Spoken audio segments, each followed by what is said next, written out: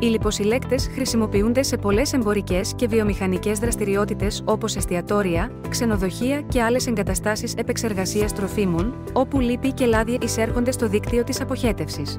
Στη συνέχεια κατάλοιπα λιπών και τροφίμων εναποτίθενται στο σύστημα αποχέτευσης κατά μήκος της διαδρομής, οδηγώντας σε φραγές σωλήνων, διάβρωση και σχηματισμό οσμών, καθώς και προβλήματα με τη λειτουργία των αντλητικών ανυψωτικών σταθμών και των μονάδων επεξεργασίας λιμάτων. Η λειτουργία των λιποσυλλεκτών βασίζεται στον νόμο της βαρύτητας. Το λάδι και το λίπος είναι ελαφρύτερα από το νερό, επιπλέον στην επιφάνεια του διαχωριστή, τα βαρύτερα από το νερό στερεά σώματα κάθονται στον πυθμένα του διαχωριστή και το καθαρό επεξεργασμένο νερό φεύγει από τον διαχωριστή μέσω ειδικής διάταξης στην έξοδο. Οι λιποσυλλέκτες πρέπει να αδειάζονται πλήρως σε τακτά χρονικά διαστήματα για να απορρίπτουν τα παρακρατούμενα απόβλητα. Οι επιλογές κυμαίνονται από ένα βασικό σύστημα, με χειροκίνητη απόρριψη έως ένα πλήρως αυτόματο σύστημα.